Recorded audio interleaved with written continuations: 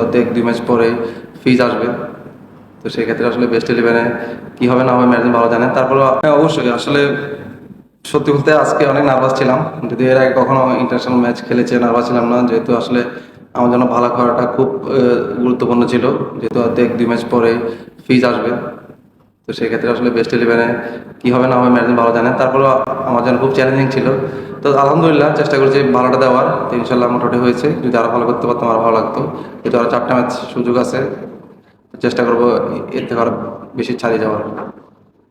হ্যাঁ, প্রথমত আসলে ও অনেক ভালো টেকনিক্যাল বিষয় নিয়ে কিছু কথা বলে। তো জিনিসটা আমি আসলে কালকে প্র্যাকটিসের পর রিয়েলাইজ করছি যে আসলে আমরা অনেকেই হয়তো বা নেট প্র্যাকটিস মনে করছি, নেট প্র্যাকটিসের মতোই আসলে নেট প্র্যাকটিসের যে ম্যাচ প্রিপারেশন নিয়ে যাওয়া যায় সেটা হয়তো বা আমরা জানতাম, বাট একটু ক্যালকুলেটিভভাবে ও কালকে বুঝেছে যে জিনিসটা আমার জন্য কাজে আসবে ইনশাল্লাহ।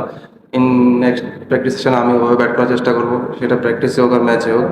তো সবসময় মনোযোগী থাকা উচিত প্র্যাকটিস, এটা ব্যাটিং হোক বলিং হোক, ম্যাচ সিনারিও ইন্টেন্ট নিয়ে আসলে প্র্যাকটিস করলে এটা অনেক কিছু কাজে দেবে ম্যাচগুলো। দেখুন ওভাবে যদি ওভারঅল চিন্তা করেন যে বাবুর এখানে 4-5টা প্লেয়ার আছে যারা অনেক ফ্র্যাঞ্চাইজি ক্রিকেট খেলে, ওই দিক থেকে আমরা অনেক পিছিয়ে আছি। তো কিছুদিন আগে ওরা শ্রীলঙ্কাতে ওরা ভালো একটা সিরিজ শেষ করেছে টি-20-তে, আপনারা সবাই দেখেছেন। তো আসলে টি-20-তে আসলে কখনো হালকাভাবে নেওয়ার কিছু নেই।